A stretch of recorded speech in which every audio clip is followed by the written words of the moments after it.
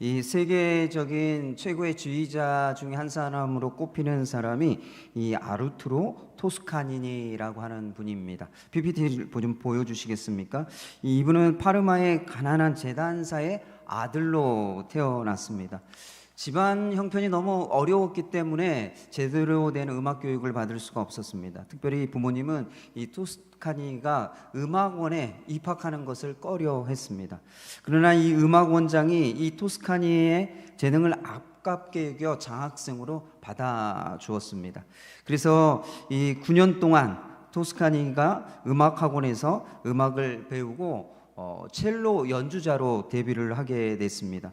1886년에 이 토스카니가 첼로 오케스트라의 첼로 연주자로 브라질 공연에 참여하게 됐습니다. 그런데 이 오케스트라의 지휘자가 리허설을 하던 중에 이 단원들과 말다툼을 벌이게 됐습니다. 또한 공연 중에 관객들에게 엄청난 야유를 받게 됐습니다. 그래서 공연을 제대로 할 수가 없게 됐죠. 그러자 이 지휘자가요, 몸이 아프다라고 하는 핑계를 대고서는 공연 도중에 갑작스럽게 퇴장해버리고 말았습니다.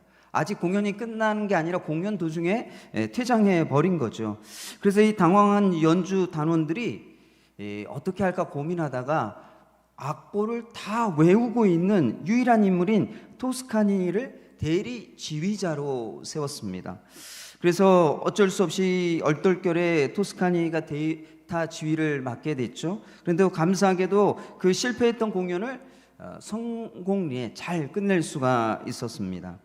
이 토스카니가 이 악보를 다 외웠던 이유가 있습니다. 그 이유는 선천적으로 시력이 좋지를 않았다고 합니다. 그래서 이 보면대에 있는 악보를 볼 수가 없기 때문에 연주 전에 모든 악보를 외웠다라고 하는 것이에요. 이 토스카니는 시력이 안 좋았기 때문에 겪은 어려움과 고통이 있었습니다. 그러나 그것이 지휘를 시작할 수 있는 중요한 계기, 지휘를 할 수 있는 기회를 만들어 주었다라는 것입니다. 사랑하는 성도 여러분, 제가 왜 이 얘기를 하는가 하면요, 이 토스카니의 이 얘기를 보면 기회라고 하는 것은 좋은 상황과 환경 속에서 보이고 찾게 되는 것이 아니라는 것입니다. 미국의 작가이자 동기부여 강사인 캐서린 펄시퍼라고 하는 사람이 있습니다. 그분이 하신 이야기를 좀 소개해 드리려고 합니다. PPT를 좀 보여주시겠습니까? 기회에 대해서 이렇게 얘기를 하셨습니다. 기회란 매일매일 모든 이들에게 주어진다. 하지만 대부분의 사람들이 그 기회를 보지 못한다. 왜냐하면 그런 기회를 보기 위해서는 모든 생각에 대해 열린 마음으로 바라보아야 하기 때문이다. 여러분, 이 말은요, 좋은 상황과 환경 속에서 기회를 보고 찾게 되는 것이 아니라는 것입니다. 열린 마음으로 보아야 기회를 볼 수 있고 기회를 찾을 수 있다라고 말하고 있는 것이죠. 다시 말하면 어떤 마음이냐, 어떤 마음을 가지고 있느냐에 따라 기회를 보게 되고 기회를 찾게 된다라고 하는 것입니다. 오늘 본문 말씀을 보면 바울의 재판 과정 중에서 베스도 총독과 바울이 어떤 마음을 가지고 어떤 기회를 보고 찾고 있는지를 살펴볼 수가 있습니다. 바울이 예루살렘 성전에서 정결 예식을 하다가 아시아에서 온 유대인들에게 붙잡혔습니다. 그리고 무리들이 바울을 죽이려고 할 때 로마 군대 천부장이 체포하게 되죠.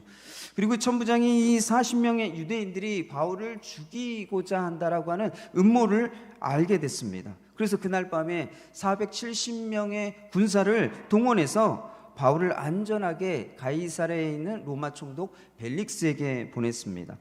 바울이 가이사랴에 온 지 5일이 지나서 대제사장과 장로들이 변호사 도들로를 고용해서 바울을 벨릭스 총독에게 고발을 했습니다. 이 도들로는 바울이 가는 곳마다 유대인들의 소요를 일으키고 또 나사렛 이단의 우두머리이고 성전을 더럽혔다라고 고발을 했습니다. 그러나 이 도들로의 고발은 구체적인 사실과 분명한 증거를 제시하지 못했습니다. 벨릭스 총독은 바울이 무죄하다라고 하는 사실을 알았죠. 그럼에도 불구하고 풀어주지 않고 2년 동안 감금해 두었습니다. 그 이유는 바울에게서 뇌물을 받기 위해서였습니다. 이 벨릭스 총독에 이어서 유대 지역을 다스리는 로마 총독으로 베스도가 부임했습니다. 오늘 본문 말씀을 보면 베스도 총독이 어떤 사람이었는지를 좀 알 수가 있죠. 1절 말씀을 보면 베스도는 총독으로 가이사랴에 부임한 지 3일 후에 예루살렘으로 올라갔습니다. 당시에 총독의 관청은 가이사랴에 있었습니다. 그러나 유대 지역의 수도이고 종교의 중심지는 예루살렘이었습니다. 그래서 이 베스도는 업무를 파악하고 유대 종교 지도자들을 만나기 위해서 예루살렘으로 올라갔던 것이죠. 그런데 이 베스도가 총독으로 부임해서 가이사랴에서 예루살렘까지 올라간 그 과정을 보면 참 쉽지 않은 과정이었다라고 하는 것을 알 수가 있습니다. 로마 제국의 수도 로마에서 가이사랴까지 약 2240km나 된다고 합니다. 당시에 이 장거리를 여행할 수 있는 유일한 방법이 있다고 한다면 범선이었습니다. 이 범선이라고 하는 것은 바람에 따라 노를 저어 가는 그런 배를 말하는 것입니다. 이 범선은 크루즈와 같은 오늘날 크루즈와 같은 호화 여객선이 아니라 좋은 배가 아니었기 때문에 이 베스도가 계속 배를 갈아타며 열흘 이상을 걸쳐서 가이사랴로는 여정을 밟았던 것입니다. 그 과정이 무척 힘들고 피곤했을 것입니다. 한마디로 쉽게 얘기하면요, 소형 경차를 타고 시골길을 10일 이상 달려온 것과 비슷한 상황입니다. 그러니 얼마나 이 베스도가 예루살렘에 도착했을 때 얼마나 피곤하고 힘들었겠습니까? 그런데 이 베스도가 가이사랴에 도착해서 단 하루만 쉬고 3일째 되는 날 100km나 떨어져 있는 예루살렘으로 올라가는 강행군을 했습니다. 여러분, 이런 베스도 총독을 보면 어떻습니까? 그가 성실하고 책임감이 강하고 열정과 열심이 있는 사람이라고 하는 것을 알 수가 있죠. 또한 이 당시의 유대 지방은 문제를 많이 일으키는 지역이었습니다. 그래서 이 베스도는 예루살렘의 유대 지도자들을 만나서 좋은 관계를 유지하고 자신이 총독으로 다스리는 기간 동안 정치적인 안정을 도모하고자 했습니다. 이 대제사장들과 유대교 종교 지도자들이 이러한 사실을 잘 알고 있었죠. 그래서 그들이 이 베스도 총독에게 무엇인가 요구를 하면 베스도 총독이 잘 받아주고 들어줄 것이라고 생각했습니다. 그래서 그들이 이 베스도 총독에게 바울을 고소하죠. 그리고 바울을 예루살렘으로 다시 호송해달라고 집요하게 요구했습니다. 그 이유는 바울을 호송하는 길에 매복했다가 죽이고자 하는 음모를 꾸미고 있었기 때문이었습니다. 그러나 이 베스도 총독은요, 유대인들의 요청을 거절하며 두 가지를 말합니다. 첫 번째는 바울은 가이사랴에 무사하게 감금되어 있기 때문에 예루살렘으로 옮겨올 이유가 없다라는 것입니다. 또 두 번째는 바울에게 무슨 잘못이 있다고 한다면 유대인 대표자들이 자기와 함께 가이사랴로 내려와서 정식으로 고발하라고 하는 것이었습니다. 이 베스도 총독은 유대 종교 지도자들에게 뇌물을 요구하거나 친분을 쌓기 위해서 예루살렘에 오래 머물지 않았습니다. 예루살렘에서 해야 할 일만 하고 시찰의 모든 일을 끝내고 바로 가이사랴로 돌아왔죠. 이 베스도 총독은 뇌물을 좋아했던 벨릭스 총독과 비교해 보면 굉장히 의롭고 공정한 사람이었습니다. 또 6절 말씀을 보면 베스도 총독은 예루살렘에서 가이사랴로 돌아와 다음 날 바울을 데려와 재판을 열었습니다. 베스도 총독과 함께 예루살렘에서 가이사랴로 내려온 유대인 지도자들이 바울을 여러 가지 죄로 고발합니다. 그러나 2년 전 벨릭스 총독이 재판할 때와 마찬가지로 이 바울의 혐의에 대한 구체적인 사실과 분명한 증거를 제시하지 못했습니다. 8절 말씀을 보면 바울은 유대인의 율법이나 성전이나 로마 황제 가이사에게나 아무 죄도 범하지 않았다라고 주장을 합니다. 그러나 9절 말씀을 보면 이 베스도 총독이 바울이 무죄라고 하는 사실을 알면에도 불구하고 풀어주지 않았습니다. 오히려 유대인들의 마음을 얻기 위해서 바울에게 예루살렘에 올라가서 재판을 받는 것이 어떠한지를 제안합니다. 그것은 베스도 총독이 그의 마음에 무엇이 있다라고 하는 것을 보여주는 것입니까?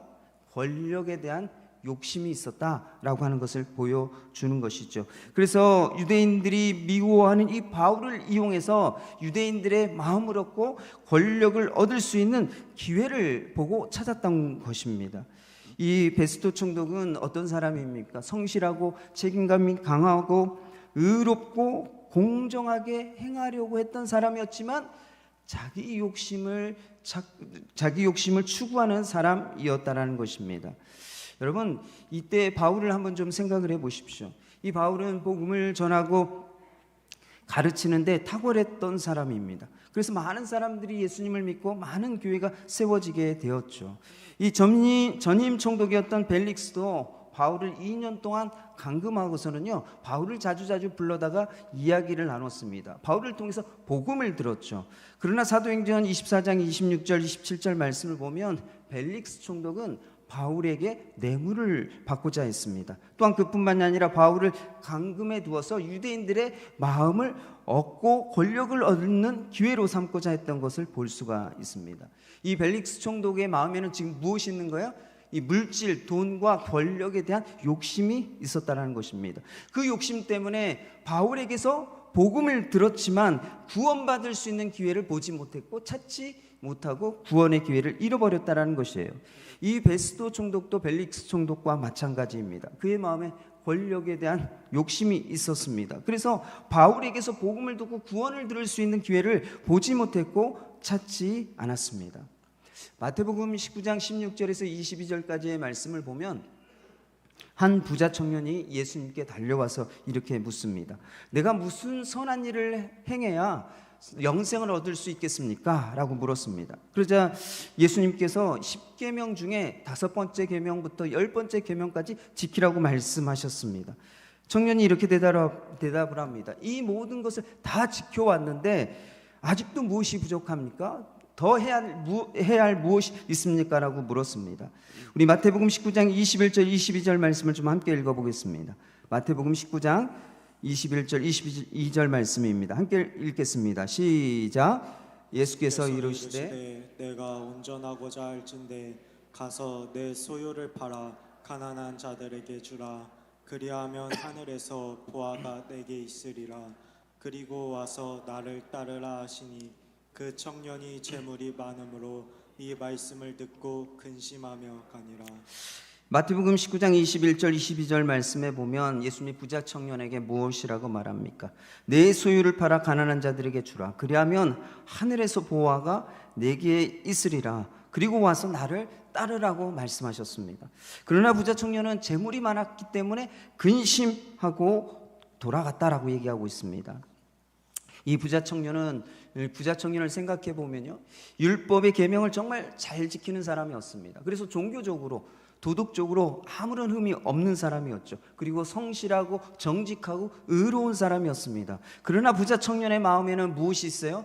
재물에 대한 욕심이 있었다는 것입니다. 그 욕심 때문에 예수님을 만나고 예수님 말씀을 들었음에도 불구하고 구원받을 수 있는 기회를 보지 못하고 그 기회를 잃어버리고 말았다는 것이에요.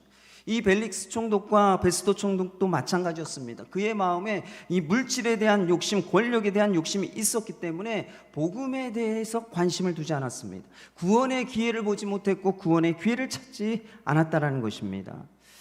이 심리학자 리차드 태블링거라고 하는 분이 이 탐욕의 사회학적 근원이라고 하는 연구를 했습니다. 한번 PPT를 보여주시겠습니까? 그 연구에서 탐욕을 이렇게 말하고 있습니다. 탐욕은 우리의 생존에 큰 도움을 주는 것이며 반드시 나쁜 것은 아니다. 왜냐하면 의식주의 소유는 반드시 필요하며 삶의 필수 요소를 채우고자 하는 마음에서 경쟁적이고 탐욕스러워진다. 여러분, 이 얘기가 무슨 얘기인가 하면요, 사람이 생존을 하는데 이 욕심이 도움이 된다라는 거예요. 먹고 사는 그 일에 욕심이 있어야만 사람이 생존을 유지할 수 있다라고 말하고 있는 것입니다. 또 다른 이야기를 좀 해드리면요, 또 PPT를 하나 좀 보여주시겠습니까? 탐욕에 관한 진실이라고 하는 책을 쓴 허시 골드버그라는 분이 탐욕에 대해서 이렇게 얘기를 합니다. 탐욕, 모든 것들 중에서 인생, 돈, 사랑, 지식에 대한 탐욕은 인류를 퇴학시켰다. 탐욕은 명료하게 하고 해치고 나아가게 하며 전진하는 정신의 정수를 북돋아 준다. 여러분, 이게 무슨 얘기입니까? 이게 무슨 얘기인가 하면요, 적절하고 자기 분수에 맞는 욕심은요, 인생을 살아가는데 동기부여를 하고 발전할 수 있는 기회를 준다는 거예요. 욕심이 있어야 사람이 발전한다는 것입니다. 여러분, 이런 이야기로 흔한 예를 좀 들어드리면요, 중고등학교 학생을 자녀로 둔 부모님들이 자녀들을 볼 때 어떤 마음이 들까요? 조금만 더 열심히 하면, 조금만 더 열심히 공부를 하면 지금보다 더 좋은 성적을 낼 것 같고 더 좋은 학교를, 대학을 갈 수 있을 것 같다는 생각을 하게 됩니다. 저희 집 애들이 지금 중학생, 고등학생이잖아요. 제가 그런 마음이에요. 집에 바깥에 나갔다 딱 들어오면 애들이 스마트폰 보고 막 이러고 있어요. 그걸 볼 때마다 제 마음에 드는 생각은, 야, 저 스마트폰 좀 내려놓고 조금만 더 공부 열심히 하면 한 등급 더 올라갈 것 같은데, 한 등급 더 올라가면 좋은 대학 갈 수 있을 것 같은데, 원하는 대학 갈 수 있을 것 같은데라고 하는 욕심이 생깁니다. 그래서 자꾸 잔소리를 해요. 스마트폰 그만해라. 조금만 더 열심히 공부하면 지금보다 훨씬 더 좋은 성적으로 더 좋은 대학, 원하는 대학 갈 수 있다라고 자꾸 잔소리를 하게 됩니다. 이 대부분의 사람들은요, 이 욕심이 발전할 수 있는 기회를 가져다 준다라고 생각을 합니다. 그래서 욕심을 가지고 살아가죠. 그러나 여러분, 때로는 그러한 욕심이 지나치면 귀를 막고 눈을 가리워서 복음에 관심을 두지 않고 구원받을 수 있는 기회를 보지 못하고 찾지 못하게 만든다는 것입니다. 대부분의 사람들에게는 돈, 권력, 명예, 인정, 인기, 그리고 자신의 계획과 성공과 행복 등등 여러 가지 욕심이 있습니다. 그리고 자신이 소유하고 있는 것으로 좋은 기회를 만들고자 하는 욕심이 있죠. 대부분의 사람들은 욕심을 가지고 있습니다. 여러분들은 어떤 욕심을 가지고 계십니까? 저는 설교를 잘하고 싶은 욕심이 있습니다. 정말 우리 성도들에게 좋은 설교, 또 은혜로운 설교, 감동적인 설교, 또 기억에 오래 남을 만한 그런 설교를 하고 싶은 욕심이 있죠. 저에게는 그런 욕심이 있습니다. 여러분들은 어떤 욕심이 있으십니까? 그런데 이 욕심이요, 지나치면 탐욕이 된다는 거예요. 제가 아무리 좋은 설교, 성도들에게 유익한 설교, 그리고 감동을 주는 설교, 은혜를 주는 그런 설교를 하고 싶은 그 욕심이 있는데, 그 욕심이 지나치면 문제가 된다는 거예요. 에베소서 5장 3절 말씀을 좀 함께 읽어볼까요? 에베소서 5장 3절 말씀입니다. 함께 읽겠습니다. 시작. 음행과 온갖 더러운 것과 탐욕은 너희 중에서 그 이름이라도 부르지 말라. 이는 성도의 마땅한 바니라. 이 에베소서 5장 3절 말씀을 보면 성도가 마음에 가지지 말아야 하고 입으로 말하지 말아야 할 것이 있는데, 그 중에 한 가지가 무엇이에요? 탐욕, 지나친 욕심. 지나친 욕심은 마음에 품지 말아야 하고 입으로도 말하지 말아야 된다라고 말하고 있습니다. 그것이 뭐라고요? 성도가 마땅히 해야 할 일이라고 말하고 있는 것이죠. 사랑하는 성도 여러분, 여러분들이 가진 그 욕심이 귀를 막아버리고 눈을 가리워서 복음과 예수님과 하나님을 알고 하나님의 말씀을 들을 수 있는 기회를 잃어버리게 만든다고 한다면, 그 욕심은 지나친 욕심, 탐욕이라는 것입니다. 사랑하는 성도 여러분, 지나친 욕심으로 나의 계획과 성공과 행복을 얻을 수 있는 기회만을 찾고 있다고 한다면 그것은 성도의 모습이 아니라는 거예요. 하나님의 백성, 하나님의 자녀의 모습, 올바른 모습이 아니라는 것입니다.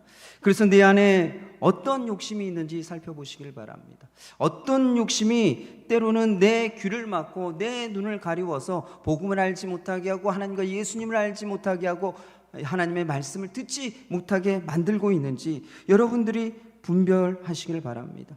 그리고 하나님 앞에 그러한 것들을 깨닫게 해달라고 기도하시기 바랍니다. 그래서 여러분들이 가지고 있는 그 지나친 욕심, 탐욕을 내려놓고 하나님의 말씀을 들을 수 있는 기회, 또 복음과 하나님과 예수님을 알 수 있는 기회를 찾고 구하는 우리 믿음의 성도님들 되시기를 축원합니다. 오늘 본문에서 죄송합니다. 오늘 본문에서 두 번째로 살펴보고자 하는 사람은 바울입니다. 이 베스도 총독의 전임자였던 벨릭스 총독은 바울이 죄가 없다라고 하는 것을 알았습니다. 그래서 이 바울은요, 자신이 곧 풀려날 수 있을 것이다 라고 생각하고 기대했습니다. 그러나 이 벨릭스 총독은요, 2년 동안 재판을 연기하고 바울을 가두어 두었습니다. 그래서 바울은 아무것도 결정된 것이 없이 2년 동안 기다리는 시간을 가져야 했습니다. 그리고 벨릭스 총독이 사임을 하고 이 베스도가 새로운 총독으로 부임했죠.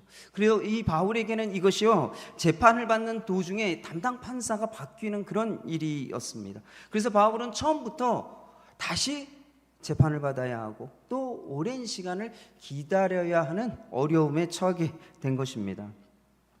제가 어떤 글을 읽다 보니까요, 이런 내용이 있더라고요. 감옥에 있는 죄수들에게 언제가 제일 힘든지 설문조사를 했습니다. 여러분, 감옥에 있는 죄수들이 제일 힘든 게 뭘까요? 그 설문조사에서 가장 많은 대답이 무엇이었는가 하면요, 아무것도 하지 않고 있을 때, 아무것도 하지 않고 있을 때, 하고 싶은 것을 하지 못하고 있는 그런 상황이 가장 힘들다라고 대답을 했습니다. 그래서 이 죄수들이요, 감옥에서 무엇이든지 하려고 합니다. 어떤 사람은 성경을 배독하는 분이 있다고 합니다. 어떤 분들은 아예 요한복음을 다 외우는 분들도 있다고 해요. 어떤 분은요, 이 붓글씨로 성경 한 권을 쓸 정도인 분도 있다고 합니다. 그렇게 해서라도 아무것도 하지 못하고 기다리는 그 고통을 덜어내려고 하는 것이죠. 그런데 바울은 지금 2년 동안요, 아무것도 할 수 없는 상황이었습니다. 감금되어 있어서 그냥 아무것도 할 수 없고 마냥 기다려야 하는 어려운 상황, 고통의 시간들을 보내고 있었다는 것입니다. 게다가 이 새로운 총독 베스도의 재판을 받았는데 어떻습니까? 여전히 유대인들은 구체적인 사실과 분명한 증거 없이 바울을 고발하고 죽이려고 합니다. 또한 새로운 총독은 바울이 무죄임에도 알고 풀어주지 않습니다. 그래서 바울은 베스도 총독이 예루살렘에 가서 재판하는 게 어떠냐라고 제안할 때 10절 11절 말씀을 보면 바울은 베스도 총독의 제안을 단호하게 거절했습니다. 그리고 바울은 자신이 불의를 행하여 죽을 죄를 지은 것이 아니라고 주장을 했습니다. 그러나 바울은 자신이 무죄이기 때문에 풀어달라고 요구하지 않죠. 이 베스도 총독에게 요구한 것이 무엇입니까? 황제 가이사에게 재판을 받게 해달라고 상소했습니다. 이 바울은 로마 시민권을 가지고 있었기 때문에 로마 황제 가이사에게 재판을 받을 수 있는 권리가 있었습니다. 그래서 이 베스도 총독은 배석자들과 상의한 후에 로마 황제 가이사에게 가서 재판을 받게 될 것이라고 선언했습니다. 여러분, 이 바울이 왜 로마 황제 가이사에게 재판받기를 상소했을까요? 무죄이기 때문에 풀어달라고 베스도 총독에게 요청하고 강력하게 항의할 수 있었을 텐데 그러지 않고요, 이 바울은 로마 황제 가이사에게 상소했습니다. 그 이유가 무엇일까요? 바울이 억울하게 감금되어 있는 상황에서 풀려나기 위해서 로마 황제 가이사에게 상소한 것이 아니었습니다. 사도행전 23장 11절 말씀을 좀 함께 읽어보도록 하겠습니다. 함께 읽겠습니다. 시작. 그날 밤에 주께서 바울 곁에 서서 이르시되 담대하라, 내가 예루살렘에서 나의 일을 증언한 것 같이 로마에서도 증언하여야 하리라 하시니라. 이 사도행전 21장 11절 말씀에 보면요, 바울이 로마 군대의 영내에 감금되어 있었습니다. 근데 그날 밤에 주님이 바울 곁에 찾아오셨어요. 무엇이라고 말씀하셨는가 하면 담대하라, 내가 예루살렘에서 나의 일을 증언한 것 같이 로마에서도 증언하여야 하리라 라고 말씀하셨습니다. 그래서 이 바울의 마음에는 지금 무엇이 있는 거예요? 로마에 가서 복음을 전하고자 하는 사명이 그의 마음 가운데 있었다는 것입니다. 처음에 바울은 이 감금에서 풀려나서 자유인의 신분으로 로마에 가서 복음을 전하게 되는 것을 기대했죠. 그러나 총독들은 유대인들의 마음을 얻고자 할 뿐이지 바울을 풀어주지 않습니다. 그래서 바울이 이 자유인의 신분을 포기하고서요, 로마 황제에게 상소해서 죄수의 신분으로 로마에 가서 복음을 전할 기회를 보고 찾았다는 것입니다. 바울이 그러한 결정을 한 것은요, 그의 마음에 있는 사명 때문이었다는 것입니다. 사랑하는 성도 여러분, 이 소명과 사명이라고 하는 말이 있습니다. 비슷한 말 같지만 다른 의미를 가지고 있죠. 이 소명이라고 하는 말은 하나님의 일을 하도록 하나님의 부르심을 받는 것, 하나님의 부르심을 받는 것을 소명이라고 합니다. 사명은 하나님이 부르시고 맡겨주신 임무를, 일을, 사역을 사명이라고 합니다. 근데 이 바울이 쓴 대부분의 편지의 시작을 보면요, 자신의 소명과 사명을 분명하게 말하고 있습니다. 우리가 로마서 1장 1절 말씀을 좀 그 예로 한번 보면요, 이렇게 얘기하고 있습니다. 예수 그리스도의 종 바울은 사도로 부르심을 받아 하나님의 복음을 위하여 택정함을 입었으니라고 말하고 있습니다. 바울은 예수 그리스도의 종과 사도로 부르심을 받았다라고 하는 분명한 소명이 있었던 것이죠. 그리고 하나님의 복음을 위하여 택정함을 받았다라고 하는 분명한 사명이 있었습니다. 바울은 이렇게 분명한 소명과 분명한 사명을 가지고 살아갔다라는 것이에요. 사랑하는 성도 여러분, 성도는 살아가면서 이 바울과 같이 분명한 소명과 분명한 사명을 가지고 살아가야 합니다. 하나님이 나를 부르시고 나에게 주신 사명이 무엇인지를 알아야 하고, 그 사명이 마음 가운데 있어야 한다는 것이에요. 그래야 어떠한 상황에서든지 지나친 욕심, 탐욕으로 나의 계획과 성공과 행복만을 추구할 기회를 찾는 것이 아니라 사명을 감당할 수 있는 기회를 찾으며 살아갈 수 있다는 것입니다. 사랑하는 성도 여러분, 제가 이 사명에 대한 이 말씀을 묵상하면서 아주 오래전에 감동이 되었던 이야기가 생각이 났습니다. 그 이야기의 주인공은요, 맨발의 전도자라고 불렸던 최춘선 할아버지입니다. PPT를 한번 보여주시겠습니까? 한 22여 년 전에 많은 사람들에게 회자가 되고, 많은 사람들이 이분의 이야기를 통해서 감동을 받았죠. 1997년 7월에 김우현 감독이 지하철에서 맨발로 다니며 전도하는 최춘선 할아버지를 만나게 됐습니다. 그 이후에 이 김우현 감독이요, 7년 동안 카메라를 들고 다니면서 이 맨발의 노인에 대한 다큐멘터리를 만들게 됐습니다. 그리고 맨발의 천사 최춘선 가난한 자는 복이 있나니라고 하는 책을 써서 출판을 했습니다. 이 동영상과 책을 통해서 최춘선 할아버지의 이 얘기가 알려지면서 많은 사람들에게 감동을 주었습니다. 이 최춘선 할아버지는 30년이 넘게 여러분들이 보시는 것처럼 맨발로 다니며 전도를 하셨습니다. 그래서 사람들이 그런 모습을 보고서 꼭 저렇게 전도를 해야 하는가라는 생각을 했습니다. 어떤 사람들은 이 최춘선 할아버지를 정신 나간 노숙자라고 생각하기도 하고, 또 어떤 분들은 지나친 광신도 정도로 생각을 했습니다. 그러나 이 최춘선 이 할아버지의 이력을 보면요, 단순한 이 정신 나간 노숙자이거나 지나친 광신도가 아니라고 하는 것을 알 수가 있습니다. 이 최춘선 할아버지는요, 김구 선생님과 함께 독립운동을 하셨던 분입니다. 그리고 동경 와세다 대학에서 유학을 하셨고 5개 국어에 능통하신 분이셨습니다. 그리고 김포 일대에 수십만 평의 땅을 유산으로 받은 재력가였습니다. 그리고 70년대 5대 자동차를 소유한 부자였다고 합니다. 그리고 그런데 이 할아버지는요, 6.25 직후에 길을 떠도는 이 노숙자들, 고아들을 자기 집에 데려다가 돌보고 섬겼다고 해요. 이 국가나 단체의 보조 없이 고아를 길러냈다고 합니다. 그리고 또 이 유산으로 받은 그 많은 땅을요, 실향민과 가난한 이들에게 다 나누어 주었습니다. 이 최춘선 할아버지는 독립유공자이시죠. 그래서 이 도장 하나만 찍으면 연금을 받을 수가 있습니다. 독립유공자에게 주는 연금이 나오는 것이죠. 그리고 이 증손자까지 4대까지 모든 학비를 지원받을 수가 있었습니다. 그런데 이 할아버지는요, 나라가 반쪽인데 그 돈을 받을 수 없다고 하시며 끝까지 도장을 찍지 않으셨어요. 이 할아버지는 보상받기 위해서 독립운동을 한 것이 아니기 때문에 독립유공자들에게 주는 연금을 받는 것을 거부하셨다는 것입니다. 여러분, 이 최춘선 할아버지의 이력을 보면 어떻습니까? 세상에서 남부럽지 않은 재력과 학력과 그리고 바른 정신을 가지고 독립운동을 하셨던 목사님이셨습니다.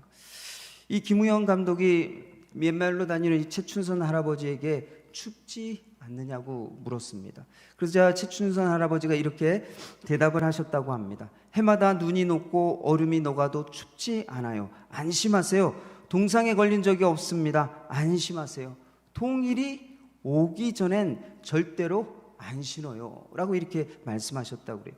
맨발로 30년을 전도하면서 많은 오해와 조롱을 받을 때마다 할아버지는요, 남북 통일이 되면 그때 신발을 신겠다라고 말씀하셨다라는 거예요.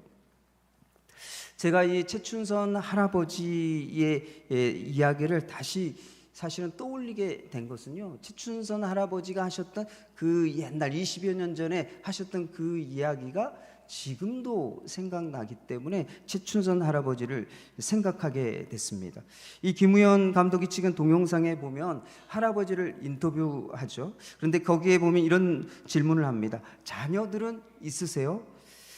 최춘선 할아버지는 5남매라고 대답을 합니다. 그런데 이 5남매가요, 목사님과 교수예요. 훌륭하게 잘 키워내셨죠. 김우영 감독이 이렇게 물었습니다. 자녀분들은 이렇게 지하철에 전도하러 나오시는 것을 아는가요? 라고 물었습니다. 근데 그때 최춘선 할아버지가 이렇게 대답하셨어요. 알지요. 누가 시켜요? 누가 말려요? 사명은 각자입니다. 저는 이 사명은 각자입니다라고 하는 이 말이요, 20여 년 전에 최춘선 할아버지를 통해서 들었는데 지금도 기억이 나요. PPT를 좀 보여주시겠습니까? 이 지하철에서 사람들의 온갖 조롱과 무시에도 불구하고 묵묵히 맨발로 걸으며 복음을 전하고 외치셨던 것은요, 사명 때문이었다라고 말하고 있습니다. 이 최춘선 할아버지가 사용하셨던 찬송가를 보면요, 찬송가 224장, PPT를 한번 잘 보시기 바랍니다. 거기에 보면 윗부분에 이렇게 날짜를 적어 놓은 거 보이세요? 거기 보면 2001년 9월 8일 그리고 한자로 망이라고 적혀 있습니다. 이 망자는 사망을 뜻하는 것이에요. 여러분, 이 2001년 9월 8일이 어떤 날인 줄 아세요? 최춘선 할아버지가 돌아가신 날이에요. 최춘선 할아버지는요, 자기가 죽기 전에 자기가 죽을 날을 아셨습니다.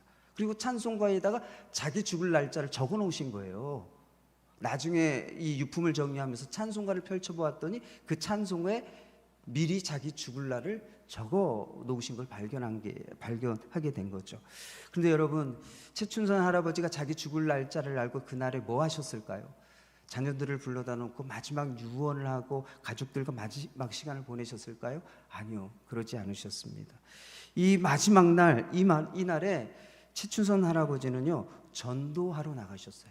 그리고 수원행 지하철 의자에 앉은 채 주님 품으로 가셨습니다.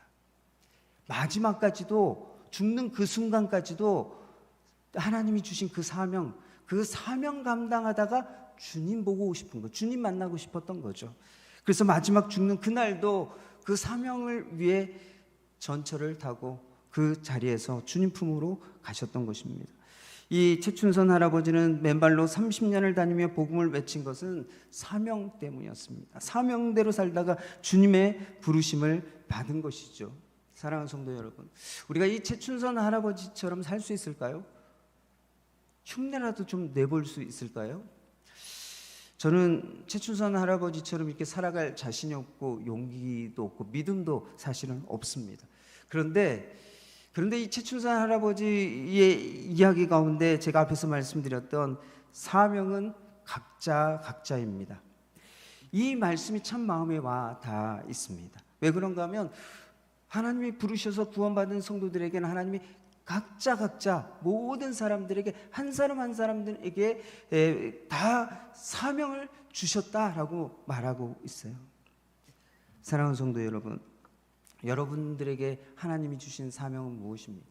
하나님이 부르시는 그날까지 주님 볼 그날까지 여러분들이 가지고 살아야 할, 이 땅에서 살아내야 할 사명이 무엇입니까? 여러분들의 마음 가운데 그 사명이 있으십니까? 하나님이 각자에게 주신 사명을 주셨지만 또한 모든 사람들에게 공통적으로 주신 사명 2가지가 있지요.